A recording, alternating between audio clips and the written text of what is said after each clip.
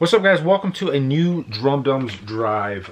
Little intro here. I wasn't planning on doing an intro like this, but after I did the Drive video, it's already been recorded. I went to the post office and this came in the mail from, I think that's Big Bad Toy Store, but something very special, Halloween 2018 related, is going to be in this box.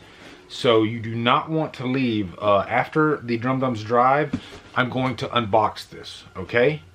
So, I'll see you after the Drive video where I go pick up the Halloween 2018 4K Steelbook.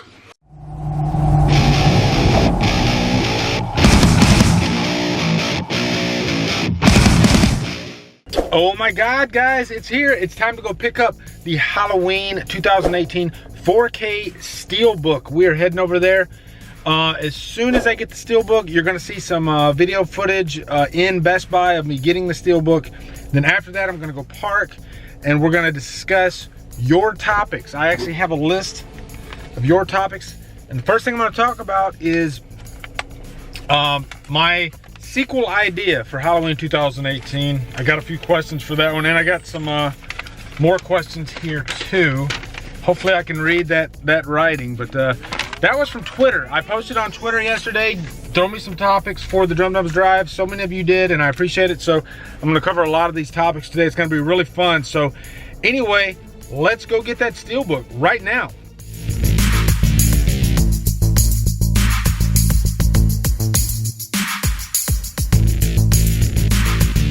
Okay guys, we're here at Best Buy. Let's go in and see if we can get that 4K Steelbook that looks glorious.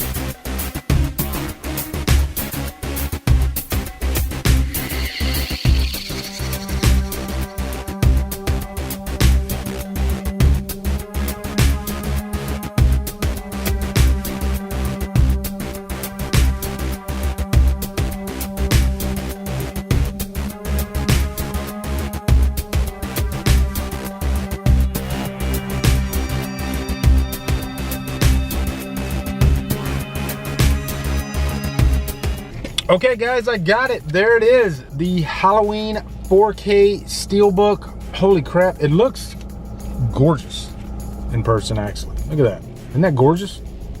Wow. There's the back. Very nice. But I'm gonna jump right into these questions here. And the first being the sequel idea and where would I go with the sequel? I did some thinking on this. And the one constant, first off, Cody Leach, my brother Cody Leach, and Dove's Movie Reviews was asking, and also Aaron from Twitter, they were all three asking about the sequel. Aaron said he thinks it should be a continuation of That Night. I agree. I would like it to be a continuation of That Night. If they have to go forward a year or 2 years, I'm fine with that. You know, as long as they can kind of explain what Myers has been up to, but I'm fine with that. Here's what I would like out of a sequel though. First off, Laurie Strode. I don't want her to be in this movie, and I think you can explain that. I think Laurie Strode is at an age where she has had a high amount of stress. So I think her actually succumbing to a heart attack is something that could actually happen.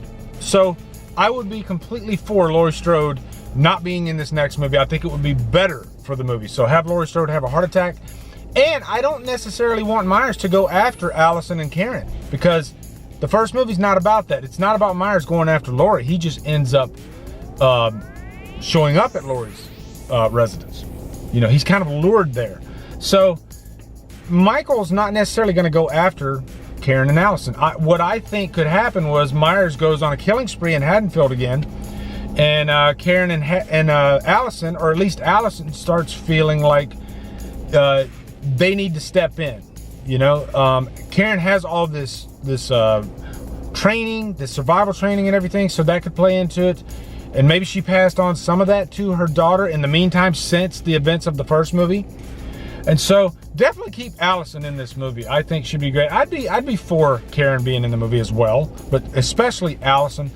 As far as like other characters, I would like to see, you know, Sartain's dead, right? So maybe there's another doctor. I think in the Halloween Returns script there was another doctor, Dr. Howard or somewhere like that, that dealt with Michael, and maybe have a doctor that wasn't like the Sartain side of things that was completely crazy, but this was like a level-headed type of doctor.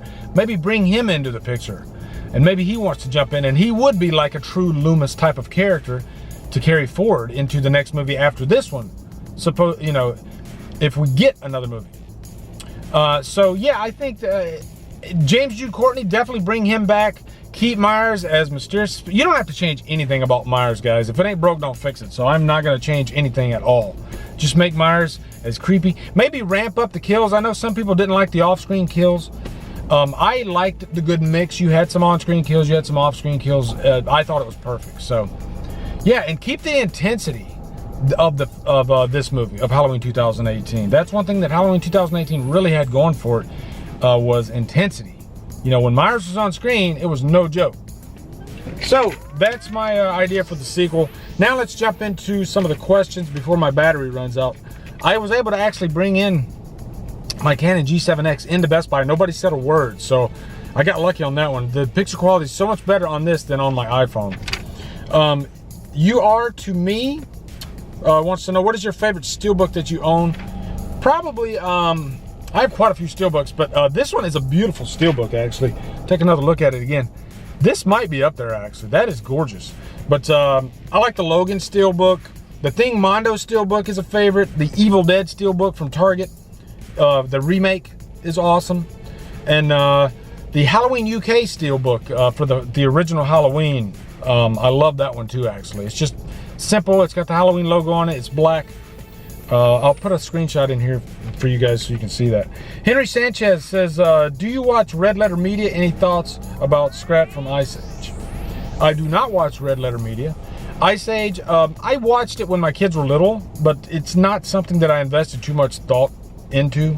So yeah. Horror Movie Review 73 wants to know, who would you be dying to meet more, Jamie Lee Curtis or Danielle Harris? Danielle Harris for sure, 100%. I love Jamie Lee Curtis, but I'm a diehard Danielle Harris fan. Loved her in Halloween 4 and 5. You know, you guys know what those movies mean to me. 4, 5, and 6. She's not in 6.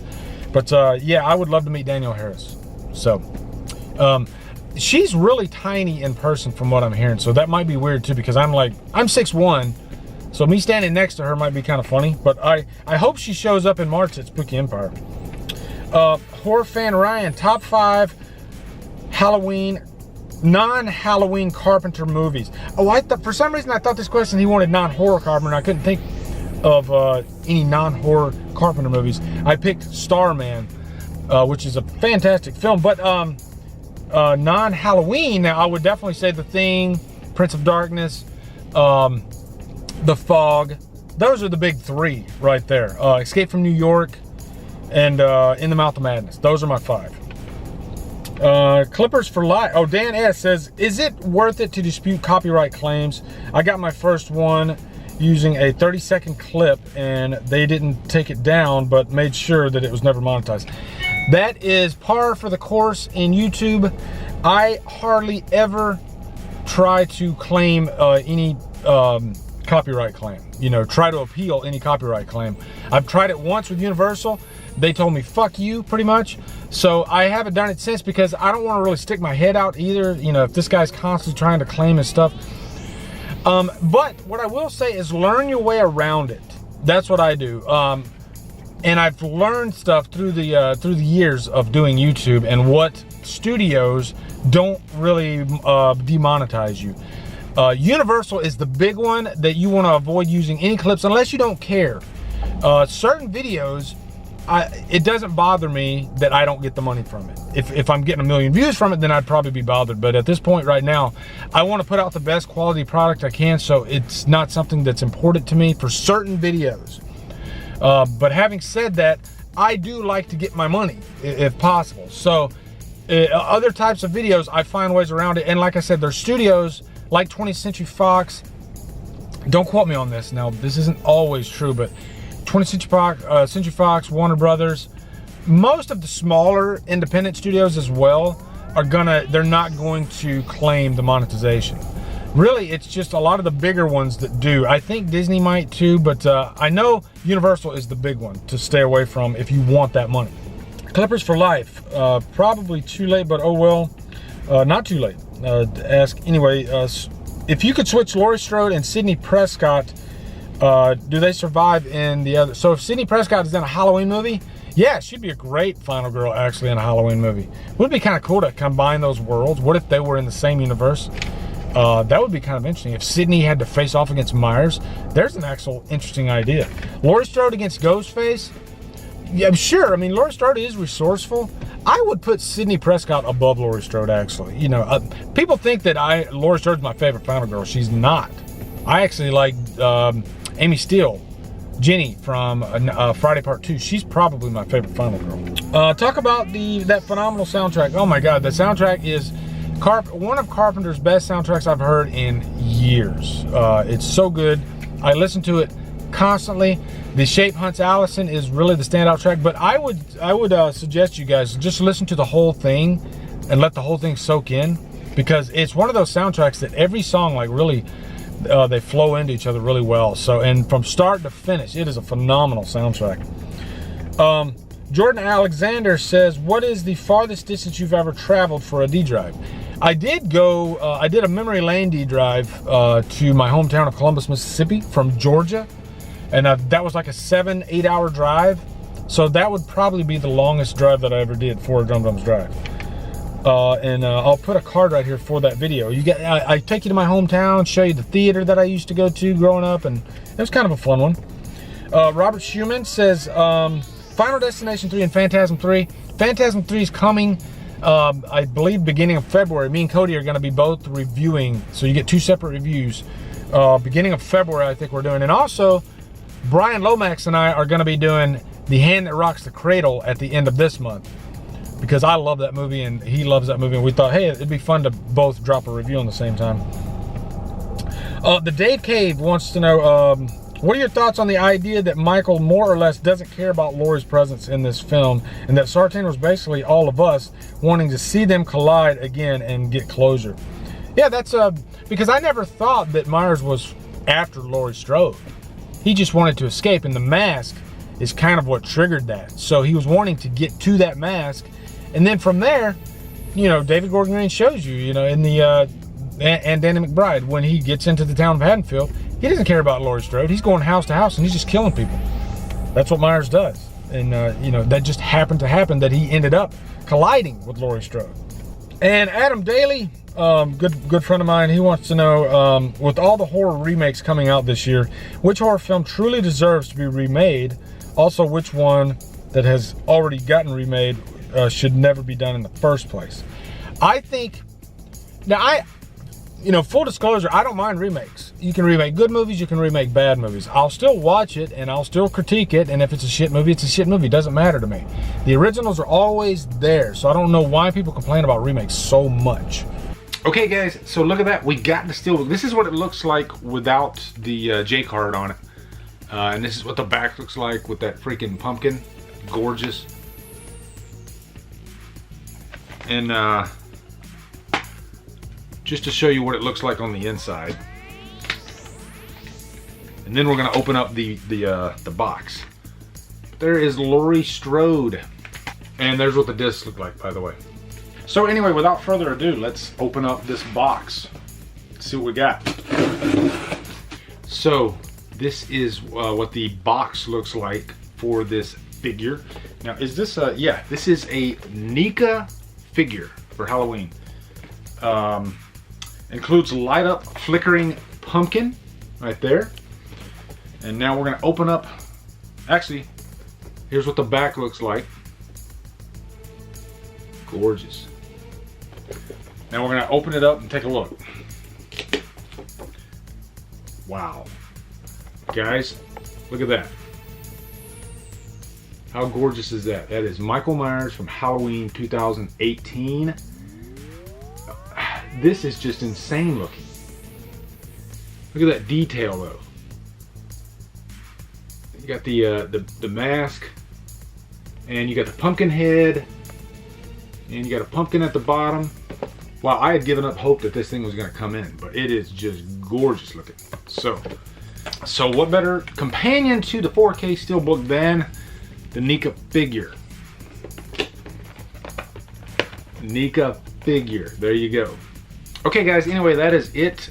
Thank you so much for watching. Hope you guys have a great day. Come over to Killer Flicks where we talk horror all day and every day, and on Fridays we do free for all Fridays. If you like what I'm doing, hit that subscribe button. I'd really appreciate it. Anyway guys, thank you so much for watching. Have a great day. Drumdum out.